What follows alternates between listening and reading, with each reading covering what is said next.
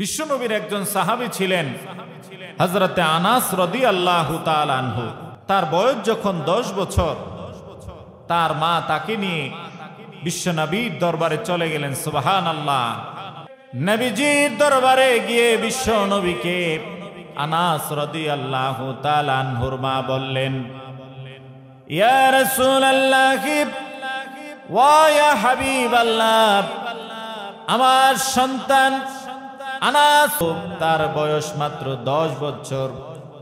ইয়া রাসূলুল্লাহ ওয়া ইয়া হাবিবাল্লাহ, আমি আমার সন্তানকে, আমার সন্তান আনাসকে আপনার খেদমতে রেখে গেলাম।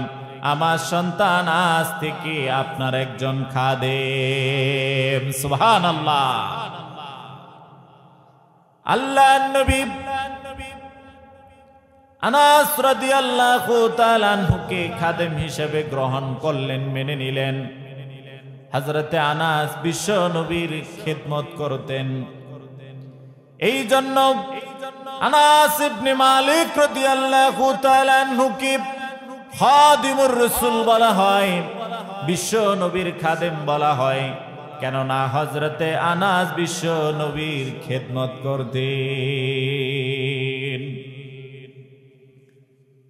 আমার বন্ধুগণ, হযরতে আনাস রাদিয়াল্লাহু তাআলা আনহুর মা বিশ্ব নবীকে বললেন, ইয়া রাসূলুল্লাহ ওয়া ইয়া হাবিবাল্লাহ, আপনি আমার সন্তান আনাসের জন্য একটু দোয়া করেন, যেন আল্লাহ পাক আনাসকে এই পৃথিবীতে সফলতা দান করে।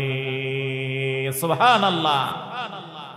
আল্লাহর নবী আনাস ইবনে মালিকের জন্য 4টা দোয়া করলেন। কয়টা দোয়া? 4টা দোয়া করলেন। নাম্বার 1 দোয়া করলেন, আল্লাহুম্মা বারিক ফি হায়াতি, হায় আল্লাহ আপনি আনাসের হায়াতের মধ্যে বরকত দান করে দেন। ওয়া আতিলিল উমরা, হায় আল্লাহ আপনি আনাস ইবনে মালিকের হায়াতকে দীর্ঘায়িত করে দেন। সুবহানাল্লাহ।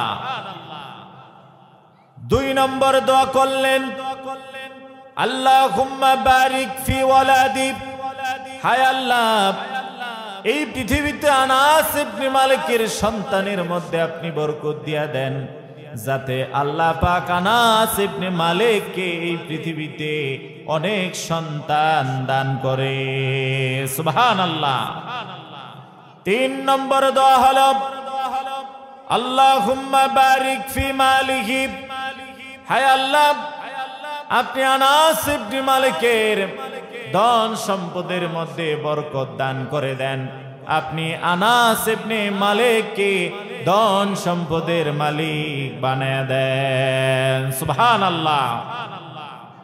4 নম্বর দোয়া করলেন, রব্বুল আলামিন ওয়াগফিরিয যামবা, আনাস ইবনে মালিকের আমলনামায় যতগুলা গুনাহ রয়েছে, রব্বুল আলামিন আপনি আনাস ইবনে মালিকের আমলনামা হতে তার সমস্ত গুনাহগুলিকে মাফ করে দেন। সুবহানাল্লাহ।